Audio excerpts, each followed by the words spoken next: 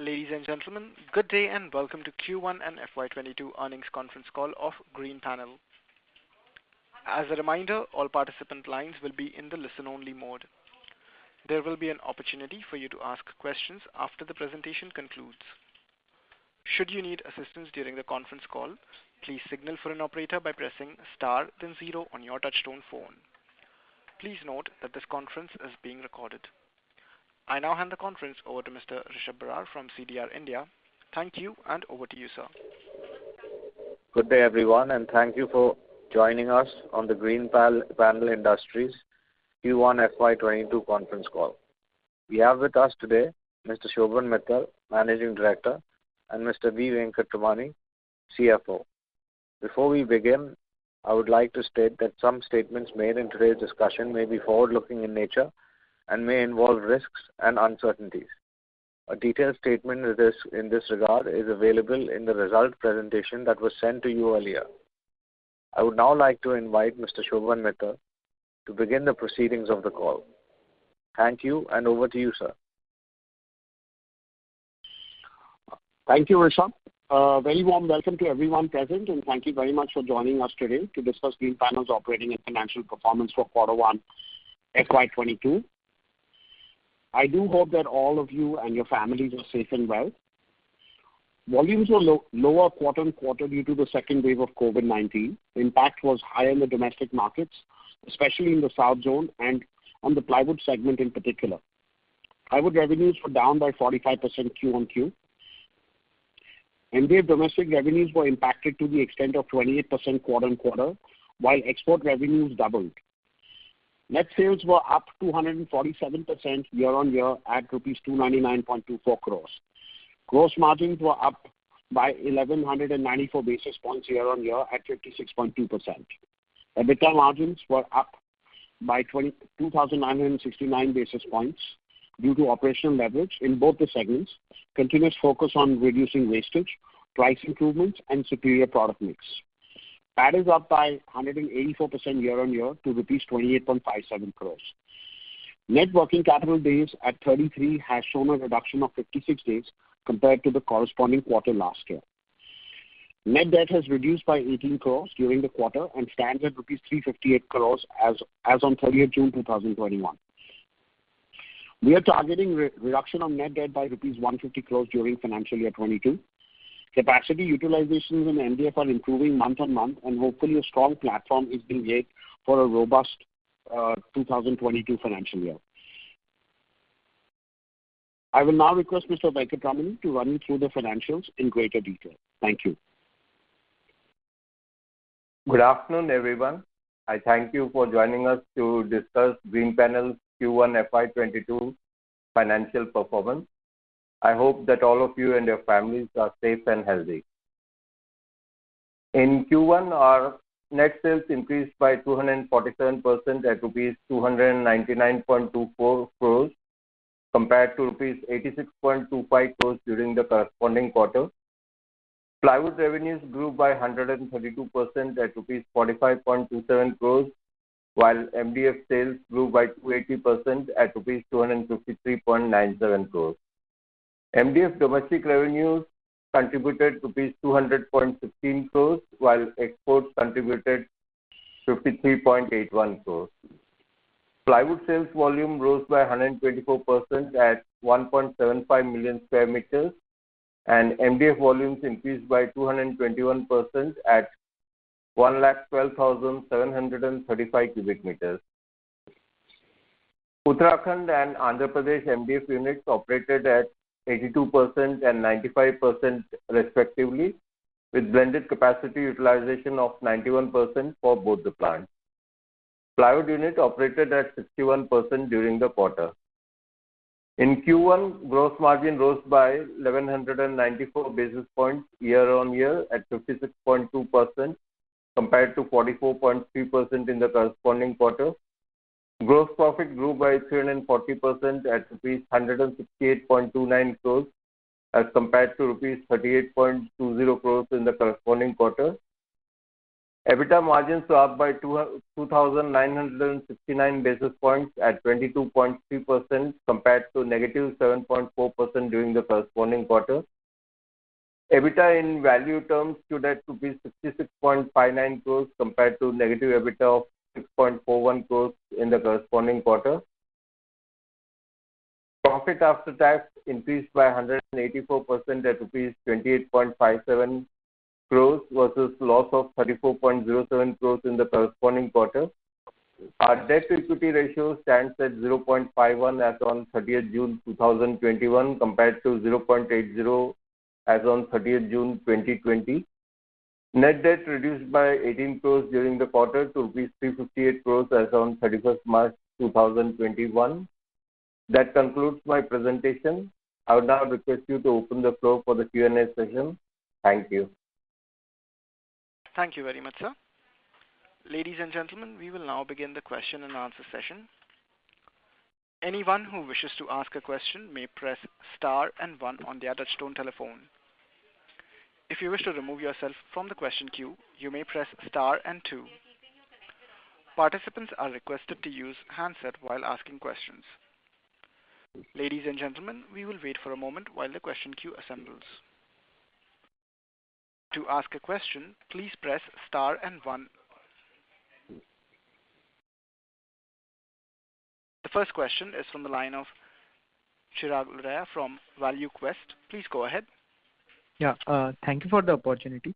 Sir, I wanted some quantitative details. So if you can just help us understand what was the north and south volume, value and margins for this quarter. Okay. For the north plant, volumes were 34,818 cubic meters at an average realization of rupees 27,943.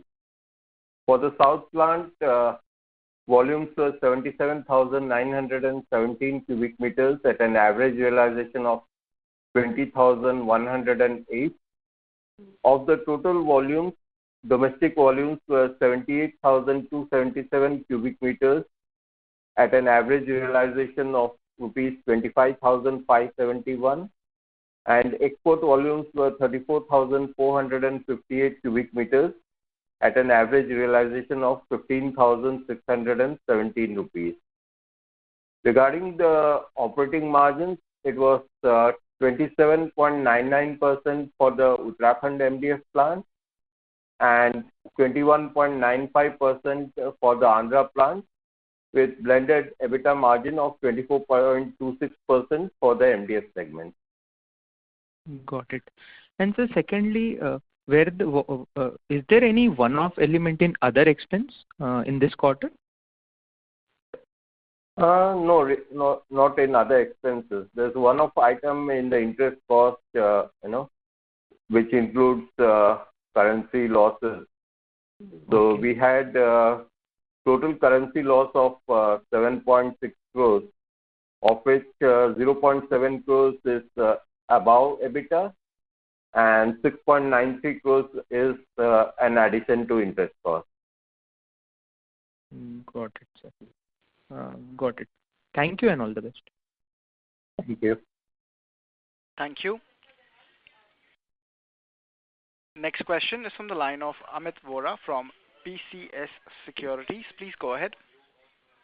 Good afternoon and thank you for giving me the opportunity. My question relates to the export realization. You did mention the number for Q1 FY22, around 15,000 if I heard it right. What would be the current numbers here, because we are in Q2, if you can give that realization number? Yeah, Q1, although there was a marginal improvement compared to the preceding quarter, where export realizations were around 14,747. Realizations for this quarter were 15,617 because we had a mix of old orders which were at lower realizations. But international prices have gone up substantially in the interim period. So I'm estimating that for Q2, export realizations would be up by close to 20% as compared to Q1. 20% compared to Q1. Okay, sir. And Yeah, the second thing is that what would be our margins, sir, EBITDA margins on this same corresponding Q1 FY22 to currently? What could be the margin jump in this segment, sir? I couldn't get you. Could you please repeat that? Yeah, I'm saying that what would be our EBITDA margins for this realization, sir? 20% extra realization. What would be our EBITDA margin, sir? I won't be able to give you that data, because raw material costs have gone up and ocean freights have also increased. But prior to the pandemic, our export margins were close to 10%. So I'm assuming that they should move up by about 500 basis points. Okay, sir. What was our export margin in Q1 FY22, if that is possible to give, sir? No, I don't have the data immediately. Not a problem, sir. Second question is that, sir, we have three divisions, sir: export of MDF, direct OEM, and trade, sir. If you could just give us a brief outlook on how they are looking right now, and what were the margins for these, and is there anything that you can give a forward guidance on this? It's difficult to give a forward guidance right now, because the impact of the pandemic is still there across the country and even in the international market. So I would refrain from giving any guidance at this point of time. But regarding the other part of your question, so if you look at volumes, of the total MDF volumes, about 69% came from the domestic market, about 31% from exports, and within that 69% domestic markets, the retail contributed about 68% and the OEM segment contributed 32%. Okay. Sir, the margin for these two would be different, right, sir, for retail and OEM? Sir? We don't, calculate margins at dealer level and OEM levels. Okay. But yes, on an average, OEM realizations would be about 5 to 6% lower as compared to retail. And sir, last thing on the margins, the margins for your export and the domestic, how are they shaping? How are they and how are they right now, sir? I mean, I'm just trying to understand, are the margins getting closer for both the segments, or are they still far different? Yeah, they would definitely be significantly different even at this point of time, because if you look at Q1, our blended MDF margins are around 24%. Right, sir. So I would estimate that possibly domestic margins would be in the range of about 28%, and export margins would probably be around 15%. Great, sir. Thank you so much, sir. I'll jump back in the queue for further follow-up. Thank you. Thank you very much. Ladies and gentlemen, in order to ensure that the management is able to address queries from all participants, please restrict your questions to 2 per participant. Time permitting, you may return to the queue for your follow-up questions. Our next question is from the line of Achal Lohade from JM Financial. Please go ahead. Thank you for the opportunity and congratulations for the great performance. So my question is, if I look at first quarter compared with fourth quarter, I see the gross margins have improved, while the EBITDA margins actually dropped. And I see most of that is coming from the other expenses. So, wanted to check, is there a gross margin difference between exports and domestic? And number 2, are these exports on CIF, and that's why the logistic cost of these export orders are actually part of other expenses? Yeah, that's correct. There's definitely an increase in the other expenses because logistics cost of exports are included in that. And, exports have gone up significantly. If I remember, export volumes were about 13% in Q4, whereas they were about 31% of the total MDF volumes in Q1. So definitely there has been a significant increase in logistics costs. At the gross margin level, I would still say yes, Probably export realizations from Q2 onwards would be closer to the OEM segment of the domestic market, but yes, they would still be at a significant discount to the retail realizations. Right. Just a clarification, sir. How much of the total exports are on CIF basis? Almost all. Majority of them, yeah.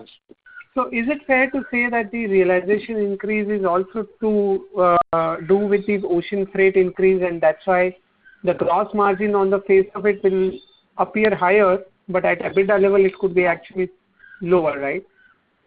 Compared to domestic. There would definitely be an improvement at the EBITDA level also for exports. Although it's not reflecting in this quarter, I think it will reflect in the second quarter onwards, where, like I mentioned earlier, that we expect export realizations to go up by about 20% as compared to Q1. So definitely we'll see a significant improvement in export margins from Q2. Right. And just a clarification, this you mentioned logistics cost in your presentation. So that's only for the domestic segment. That does not include exports. Okay. That's very helpful, sir. And secondly, in terms of this volume, you mentioned that the domestic was impacted because of the situation in South. As we speak, how is it playing out in the month of June, July? Are we seeing an improvement or YOY growth in volume in the domestic segment from a June 19 perspective? Yeah, we are definitely seeing improvement in volumes in the domestic segment. May was definitely down significantly. But we have seen improvement both in June and July.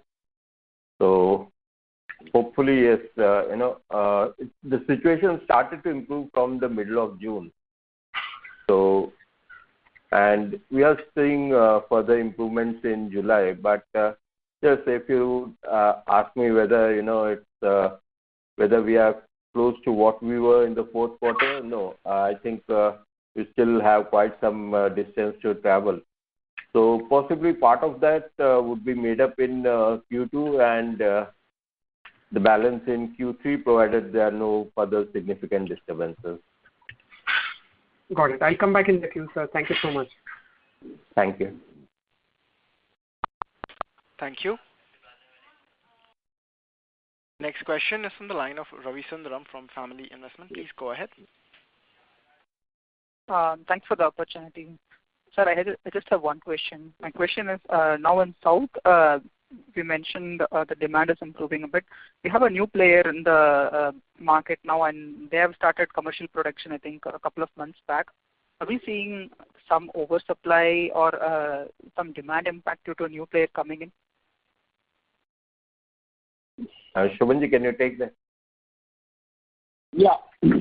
No, I mean, as of now, definitely there would be some increased competition on account of,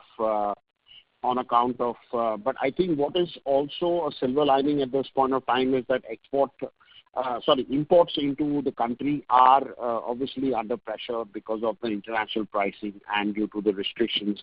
So that is sort of, insulating the additional supply coming in from the competitor. So we've not per se faced a major challenge in terms of additional supply from a competitor or a reduction in demand for that matter as of now.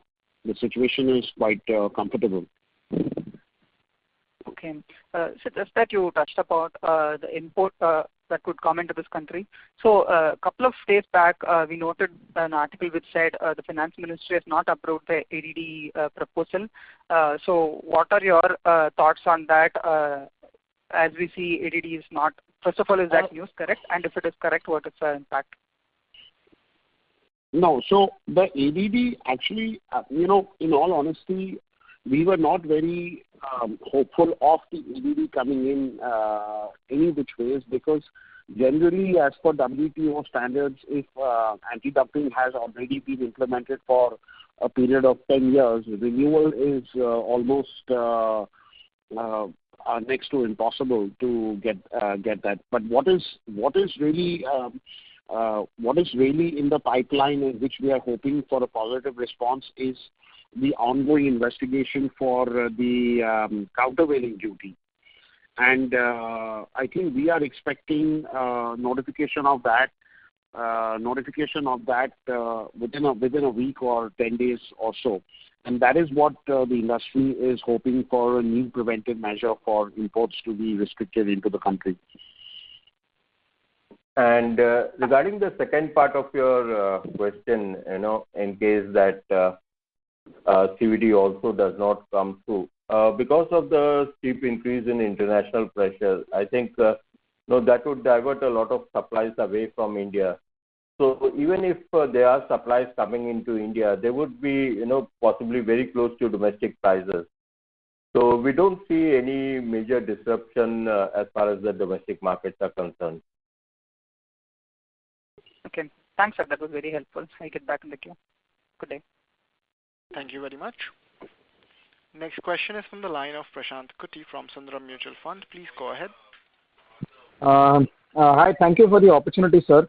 I'm sorry I missed out the early comments, what you just said, so apologies if I kind of ask you again. But just want to ask, sir, in terms of, you had spoken about that we would be probably debottlenecking some of our capacities. Just want to check that how much would that add up to our capacity incrementally? And given that we are again now back to that, obviously last quarter we did 100% plus, we are again back to that run rate of about 90% plus kind of a number. When do you think would we need to think of a capacity expansion going forward? That's our first question. Vajitji, will you get that or should I answer? Yeah, you can take. Hello. Okay, so the enhancement of the capacity which is in the pipeline, I would say, because the increase in capacity is dependent on the product mix that we continue to receive, but I would estimate an average of a 15% price increase, 15% capacity increase from the modifications that we are doing, which will come online towards the end of the year. Going forward, of course, like we've always maintained that there is still, although we are at high capacity utilizations, but there is still a lot of room for improvement in terms of the right product mix as well as the right customer mix. Today we are servicing a lot of lower profit OEM segments, and exports also to that matter are lower realization. So we would like to optimize our current capacity with the right sort of sales mix to the right channels. So we don't foresee any a new sort of capacity expansion project being undertaken before next financial year, because the objective is to reduce the debt load to a comfortable level by the end of this financial year as well. So any new capacity expansion on a greenfield or a brownfield basis will only be taken up starting next year. I mean, what I'm saying, taken up means that the discussions and the conceptualization would only be taken up next year, not this financial year. Okay. And to add a clarification, so our current MDF capacity is 540,000 cubic meters. Yeah. And if we have a good flow of orders, we can possibly get closer to about 595,000 cubic meters, which would mean an capacity utilization of 110%. Mm-hmm. And along with this, new machinery addition, we expect capacity utilization to reach close to about 660,000 cubic meters. 660,000 cubic meters. Okay, understood. So second question is more so just now in terms of you were highlighting that you probably are servicing more of low retail clients, or let's say low institutional clients. What's the current retail to institutional mix at this point of time? And also when we're talking about our 25,000 rupee kind of a realization that we've kind of made up for the domestic business, what is the potential for that to kind of go up as the share of retail keeps increasing? That's something which I just want to have a check on. Sure. So our total MDF volumes, 69% came from the domestic segment and 31% from exports. And of the domestic volumes, 68% came from retail and 32% from institutional clients. And this would have been what, let's say, a year back or 6 months back, or if that number would have been the domestic retail versus?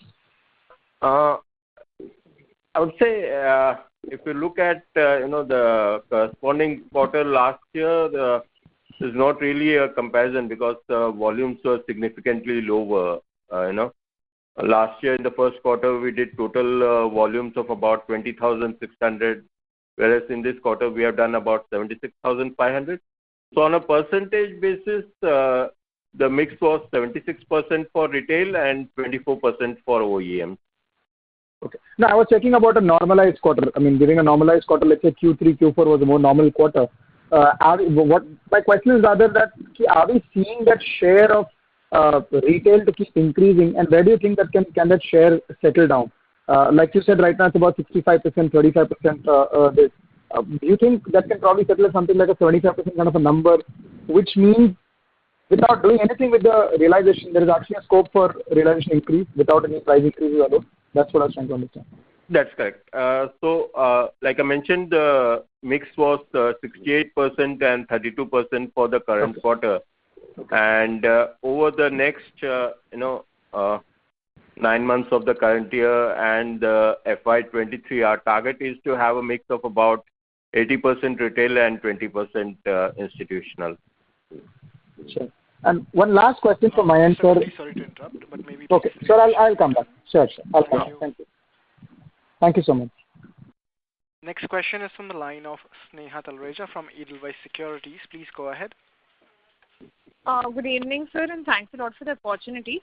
Sir, first question is related to pricing. You mentioned that there can be somewhere about 20% QOQ increase in prices in exports market. Any substantial price increase that we have taken in the domestic market as well? There has been improvement in the domestic pricing. We have taken a price increase of 4% in the current quarter, which was effective from around the middle of May. But if we compare Q on Q, our domestic realizations have gone up by 12% because we had taken a couple of price increases in the last quarter, in the March quarter, which were not fully reflected in that quarter realizations. So overall, quarter on quarter, domestic realizations have improved by about 12%. Got that, sir. And sir, the other question was, you mentioned that, duty didn't come because, with respect to anti-dumping duty, because there was a period of 10 years where the duty was already there, and it was very difficult for it to come back.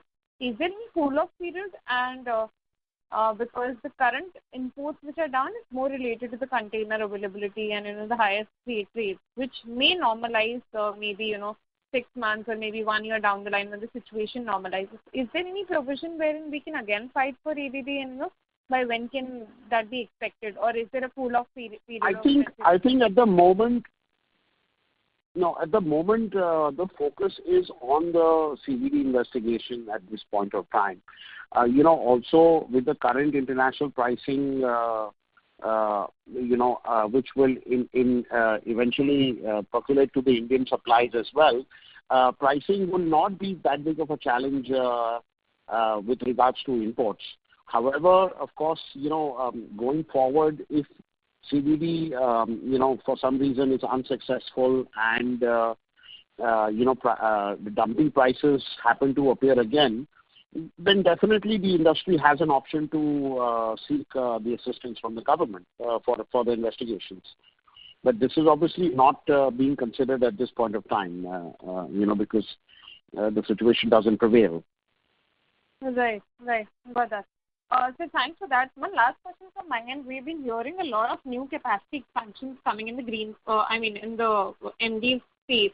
Any color that you can give with respect to what is the existing capacity that stands at and what must be the current utilization? What are the kind of capacity expansions that you are seeing, both from the larger as well as the smaller players, as per your survey? I think can you share that data? No, I don't know. Yeah, I'll do that. So I think by the end of FY22, domestic capacities will be close to about 2 million cubic meters, and we should have a capacity utilization of about 72%. No, although some of the capacities will probably be operational for a part of the year. So on an annual basis, capacity utilization would be around 72%. And regarding the capacities, which are expected to be operational over the next 3 years, I think India will probably have domestic capacities of about 2.7 million cubic meters, and capacity utilizations should be close to about 90% at that point of time. Sure. Got that, sir. Sir, I'll just get back to you separately on the capacity expansions in the particular field. Does that answer all your questions, ma'am? Thanks. Yeah. Thank you. Next question is from the line of Jignesh Kamani from GMO. The line from Mr. Jignesh Kamani has dropped, so we'll move on to our next question, which is from the line of K.R. Santhan from NAFA AMC. Please go ahead. Sir, thank you for the opportunity. Sir, how about the receivable days with respect to OEM and with respect to domestic market and with respect to export market? Okay. Our terms are 28 days for retail, and for the OEM segment, they vary between 30 to 45 days. But we have cash discount policies in place to encourage both the segments to pay faster. So the retail segment is much more active, in utilizing those incentives. So I would estimate on an operational basis, the retail segment would be paying us on an average of about 18 to 20 days, and the OEM segment in around 35 days. And exports, sir? Exports normally come between 15 to 22 days. Okay. And sir, when you look at international lumber prices, is there anything which we have to correlate with respect to MDF, or it is totally independent? No, it's totally influenced by the domestic supply and demand because all the supplies come from domestic plantation timber. So it does not appear to have a correlation with the international lumber prices. Okay. Thank you, sir. Thank you. Next question is from the line of Mohammed Patel, an individual investor. Please go ahead. Yeah, thanks for the opportunity. So my question is, in FY21, in the related party transactions, there was a commission of 11 crore paid to Greenpanel Singapore Pte Limited, and the sales have reduced from 52 crore to 0. So can you just explain this? Yeah, sure. Prior to FY21, we used to have a revenue model with Greenpanel Singapore, which is a wholly owned subsidiary of the company. So we used to invoice on them, and they in turn used to invoice on the final customers. So we used to incur a lot of bank charges and courier charges for sending the documents across to India. So post that, we shifted to a commission model where the export sales are entirely accounted for in the domestic book, and Greenpanel gets a commission on those export sales. Okay. So we pay commission to the Singapore subsidiary, right?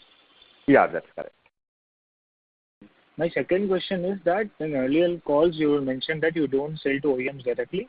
Rather, you routed your OEMs through your dealer network because of high credits. But from last quarter, you started giving the breakup of OEM and retail. So, what has changed between then and now? No, it's not that, we said that we do not actively encourage sales to the OEM segment. But obviously, you cannot ignore them because they're a large segment of the market. completely. So we keep our sales team focused on expanding the distribution network. But yes, to have a significant level of capacity utilization, we do supply to the OEM segment. And like I mentioned earlier, we do not encourage high credit to the OEM segment. So normally credit days vary between 30 to 45 days. Okay. Can you just help me with the cost of wood per metric ton for the last quarter, the raw material? It would be different across both the plants. For the Andhra plant, it was about 2.85 rupee a kg. And for the Uttarakhand plant, it was about 3.45 rupees a kg. Okay. Thank you. That's it from us. Thank you. Thank you. The next question is from the line of Vijay Karpe from Bryanston Investments. Please go ahead. Sir, thank you for giving us this opportunity. My first question is, first of all, I understand the logic of improving the product mix, the retail mix, and also the domestic mix. But don't you think that our there's a lot of background. Sorry, there's a lot of background noise. We can't hear you very well. There's a lot of background noise. Okay. Mr. Karpe, may we request you to please come in an area where there's less of background noise, please? Okay, just a minute. Yeah. So my question is, I understand the logic of improving the product mix, the customer mix, and also the domestic mix. But why are we delaying the new capacity expansion, a new plant? Because it might reduce our capacity market share in the country, and our peers might get ahead. Not really. If we look at the brownfield expansion which we are doing currently, so that will give us almost another 20% capacity addition. From 540,000 we would move to 660,000. So that should take care of our additional capacity requirements for FY22 and FY23. At the same time, we want to have the optimum realizations, the optimum customer mix, the optimum product mix, and these things do take some time to achieve. Especially expanding the retail network takes a good bit of time. So we want to keep the focus of the sales team on those areas, and not pile up additional volume pressure on them, which could have a negative impact as far as operational issues are concerned. So, and at the same time, we were carrying a substantial amount of debt on the books. So we decided, to have a significantly lower debt on the books before we went into any significant expansion. Yes, that is all from my side. Thank you. Thank you. Next question is from the line of Bishmit Nayak from RW Advisors. Please go ahead. Yeah, hello, sir. If I understand it correctly, export prices have gone up by 20% QOQ. Is that correct? That's correct. So is it attributable only to container charges, or please help me understand that? It's not attributable only to container charges. I would say there's a mix of factors. So ocean freight rates have gone up steeply over the past 8 to 9 months. And obviously there are logistics issues, availability of containers and ships. And raw material prices have gone up, in India as well as across the globe.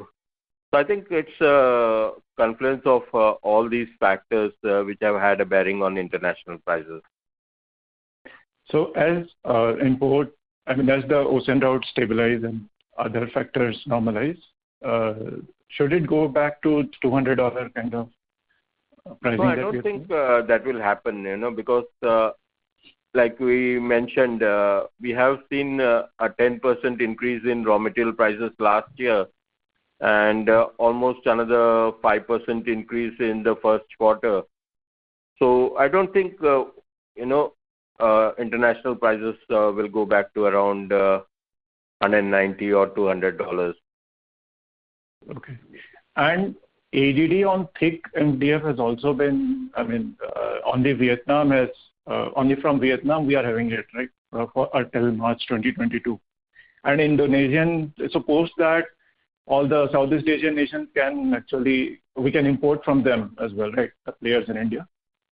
Yeah, but things have changed. So I think even that ADD on Vietnam will not make any difference, because Vietnam has come out significantly into exports of value-added furniture, because a lot of furniture exports have shifted from China to other countries.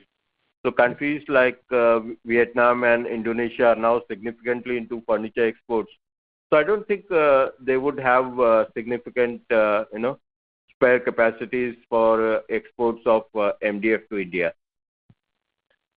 Okay.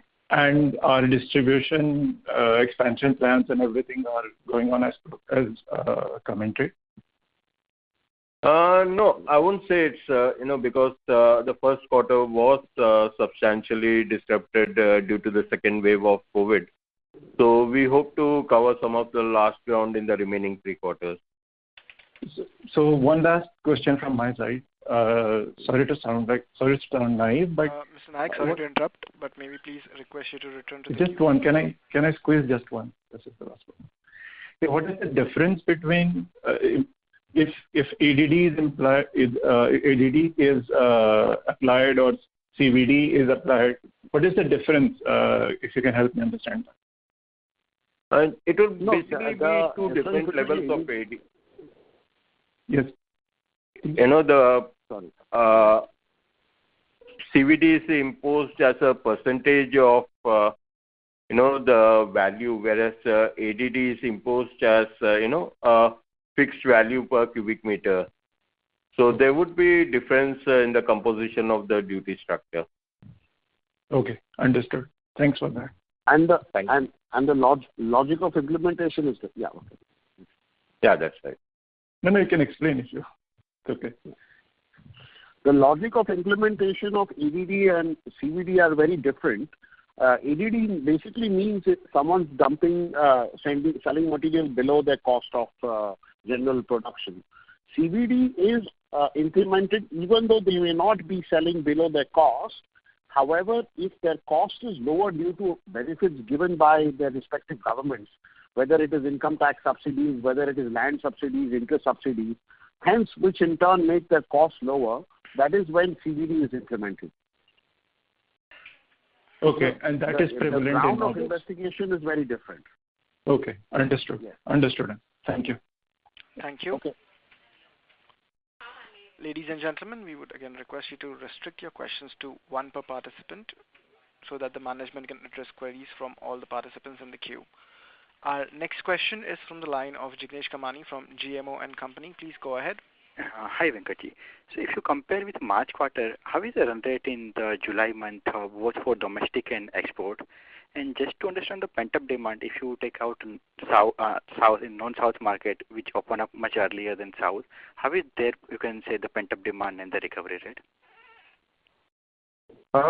We are still, I would say, substantially below what we were in the March quarter. So, I think in the March quarter, domestic volumes are about 87% of the total volume.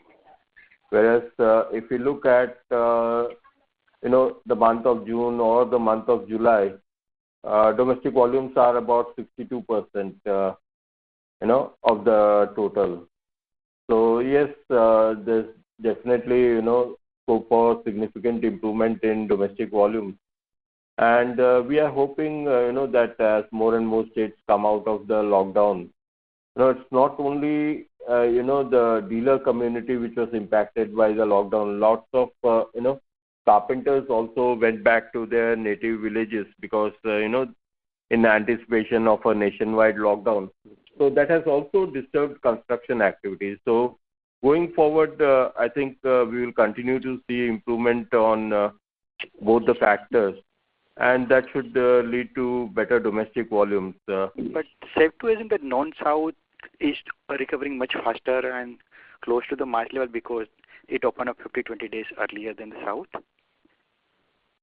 Yeah, I would say yes. If we look at the domestic volumes in North and South, I would say there's not much difference between the domestic volumes of both the places. Although South volumes should be significantly higher than North because of the difference in capacities.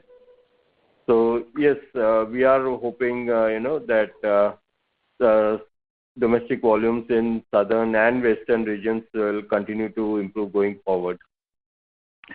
And with additional inventory in hand, we will be better geared up for the pent-up demand, right? This time compared to last year.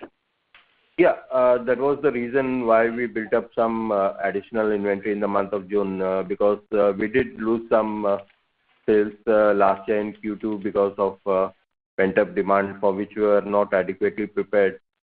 So we decided to take a temporary increase in inventories in the month of June, which we are hopeful that will be liquidated in July and August. Thank you. Next question is on the line of Rasmik Oza from Kotak Securities Limited. Please go ahead. Yeah, hi. Two questions from my side. One is on the plywood segment, sir. We have operated at 61% utilization Q1. Last year it was 71% and last year it was 78%. So can we go back to the 78% utilization in fiscal year 21? And the EBITDA margins were slightly low in Q1. So can that again go back to 12.5%, which is the run rate of FY21? Yeah, I think as volumes improve, we'll definitely see improvement in the operating margins because we did see an improvement at the gross margin level. But since capacity utilizations were at very low levels, EBITDA margins did drop from the March quarter. But yes, as volumes improve in the plywood segment, we'll definitely see an improvement on the EBITDA margins.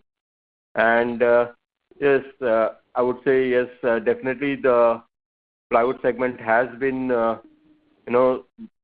more impacted than MDF because of the reliance on carpenters. So hopefully that situation will sort out over the next couple of quarters. Okay. Sir, my second question was related to MDF. As you said, you want to increase the share of domestic from 68% to 80% somewhere next year. What could be the strategy taking the 68% to 80%, one? And two is, will that lead to blended EBITDA margins going from 24 to around 20% or so? So the strategy for that is to increase the retail distribution network. So as of March, we had about 1,400 dealers in the MDF segment, and the target is to add another 800 dealers during FY22 and FY23. So in case we are able to achieve those targets, I think we should be on track, to achieve that percentage for the retail segment. Thank you. Next question is from the line of Pranav Gala from iWealth Management. Please go ahead. Hello. Mr. Gala, we can hear you. Please proceed. Yeah. Hi, Venkatji. Sir, I had two clarifications. So you were saying that the logistics cost which you had shown in the presentation is only for the domestic. So could you give the percentage for the entire logistics cost for Q1 and Q4? I don't have that immediately. So if you can drop me a mail, I'll share that data. Okay. And sir, the second question was I just wanted to understand, sir, what was the reason even after, so we were having a good utilization of 90+% for this quarter as well. So what was the major reason that we saw a fall in our EBITDA margin for MDF as well as on the consolidated basis?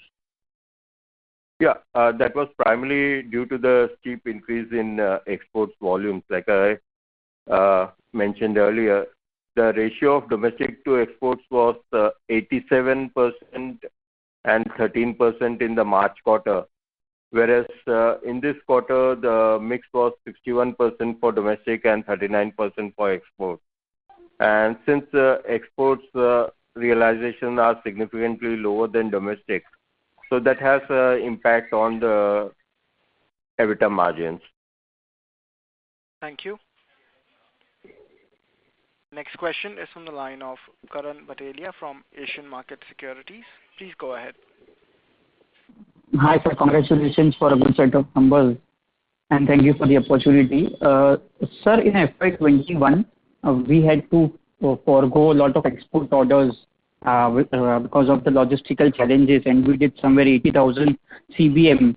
And already for the first quarter, we are at 34,000 plus. So how do we see that for the entire year, FY22? We'll continue to keep exports, as a balancing factor for achieving maximum capacity utilization at the Andhra Pradesh plant because it's not feasible to export from Uttarakhand because of the long distance to the ports.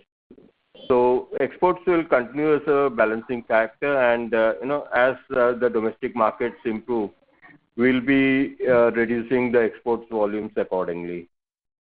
So I think in Q2, we will continue to see a significant volume of exports, but probably once the domestic situation improves, we'll start reducing exports from the third quarter onward. Right. And in continuation to this, you mentioned that 20% higher realization in the export market. So just wanted to see how is the price delta now compared to imports versus our price? Okay. Our domestic realizations in this quarter were about 25,500 and export realizations were around 15,600. So from Q2, I think we'll see a realization of close to about 18,500 for exports. And probably domestic realizations could improve from about 25,500 in Q1 to about 27,000 in Q2. Thank you. Next question is from the line of Arun Baid from BOB Capital Markets. Please go ahead. Hi, Venkatji. Just one clarification. So you mentioned, that we are not back to Q4 levels. So, but if I look at Q1, your volumes is about, domestic is about 78,000. So if I assume a 2 month of operations, we are broadly at about 39,000. And if I look at Q4, our average was about 40,000 monthly, I'm talking of. So we were pretty much on track. So are we seeing any change in the month of July there significantly, volume-wise I'm saying? Forget the mix because the mix might be different because of high exports. So what I'm trying to understand is, are we at around 40,000 CBM in the month of July for the month domestic market? No, I don't think we would reach those levels. So I think for the domestic markets, we'll probably be somewhere about 27,000 cubic meters in July. Okay. And that you expect to go towards that 35, 40 in the ensuing months, assuming there's no lockdown in the near term? Because right now India is fully open. I would expect that to improve as we come out of the lockdown. So if that happens, and with exports numbers going up by about 20% realization, our margin should go up significantly from here on. Yeah, that's definitely an expectation. So if at some point of time we reach those levels of, or even get close to those volume levels in Q4, I think we'll definitely see an improvement in the operating margins. Thank you. Next question is from the line of Abhishek Ghosh from DSP. Please go ahead. Hi, sir. Thanks for the opportunity. So just wanted to think in terms of the domestic application of MDF, do you see a lot of change since your focus has also gone into more of retail? The application of MDF in the domestic market, do you see a major change? If you just help us understand that aspect, it would be helpful. Shobhanji, can you please take that? Sorry, can you please repeat that? Sorry. So where I was coming from, sir, earlier we were only... Hello, am I audible? Hello? Yes. Yeah, Shobhanji, where I was coming from is earlier we used to understand, OEMs used to be large user of this of MDF in India, but slowly we are also seeing even for a lot of these smaller works, acceptability of MDF has gone up, and which is where you are seeing a lot of traction as far as the retail segment is concerned. So if you can just help us understand has the application of MDF in the overall wood panel industry, how is that kind of changing? If you can just throw some light there, it will be helpful, sir. I think what is happening is, firstly, availability of plywood, especially in this unorganized segment, is becoming more and more of a challenge, especially, because people are looking for alternatives in this cheap segment of plywood, because plywood production cost is going up due to raw material availability, labor availability, etc. And people at this segment of plywood are not able to sort of progress to the premium segment of plywood because of the cost difference. Hence, alternate materials are being used, such as MDF, which fall in the same price category, and this in turn is also resulting in the acceptance of carpenters who are sort of who don't have a choice but to use MDF as an option.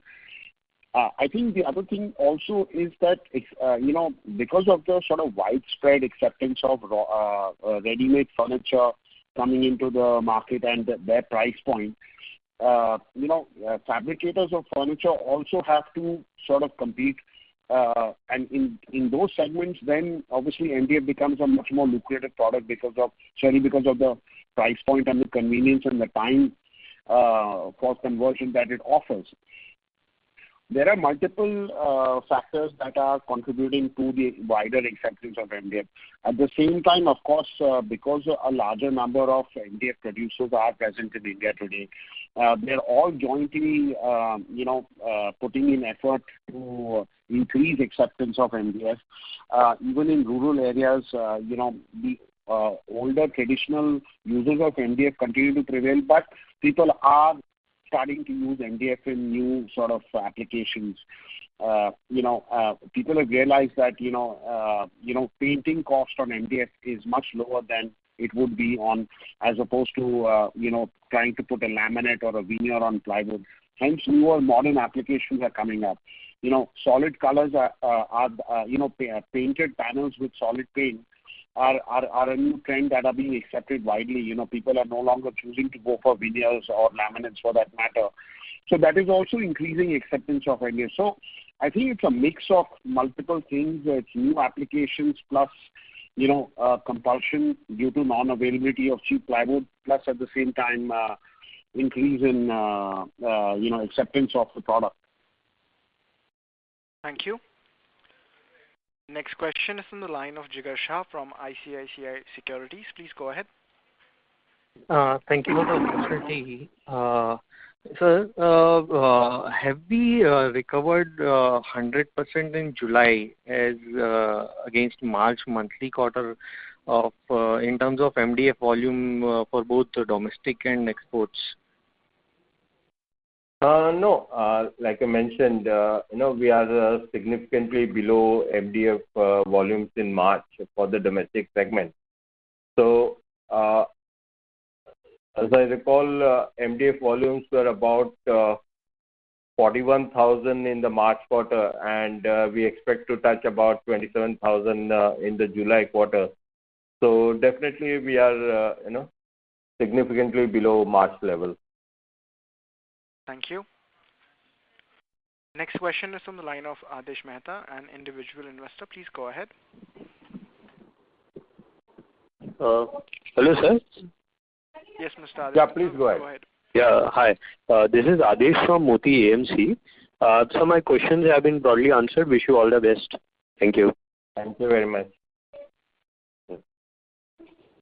Thank you. Next question is from the line of Utkarsh Somaya, an individual. Please go ahead. Thank you for the opportunity. I just had one question. Why have your other expenses and employee expenses increased as a percentage of sales in Q1?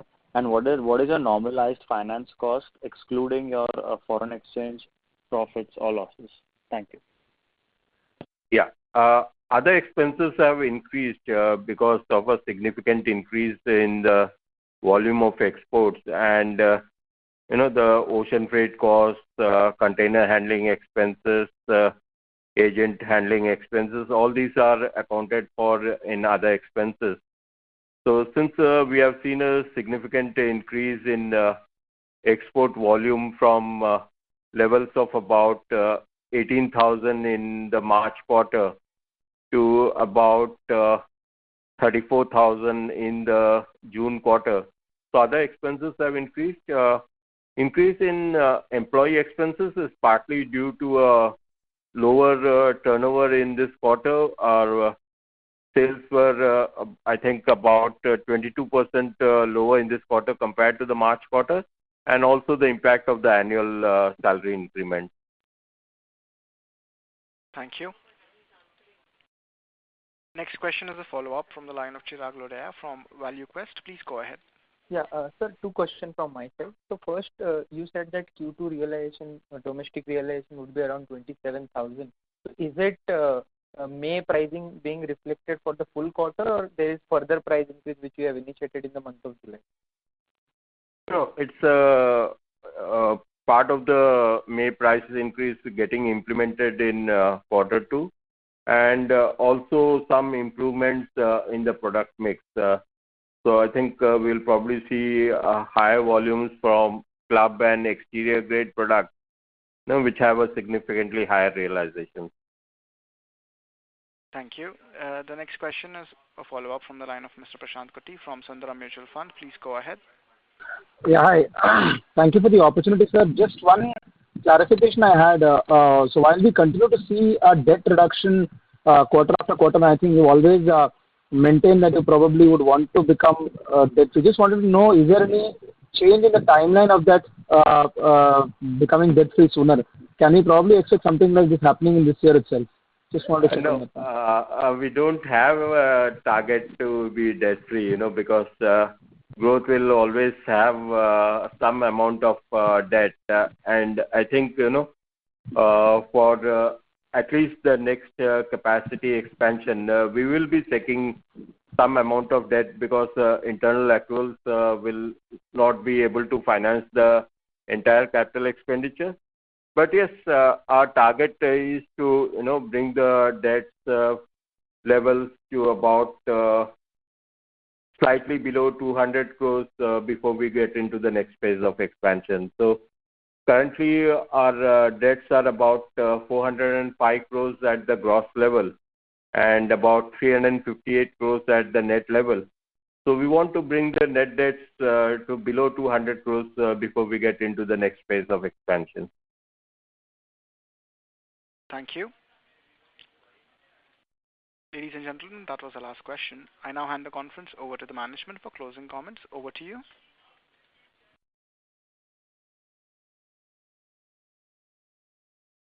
Thank you, everyone, for taking interest to participate in this call to discuss Greenpanel's operational performance for Q1 FY22.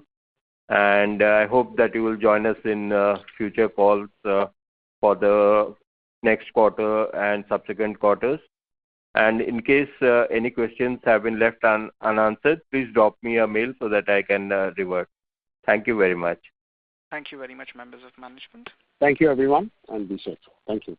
Ladies and gentlemen, on behalf of Greenpanel Limited, that concludes today's conference call. Thank you all for joining us, and you may now disconnect your lines.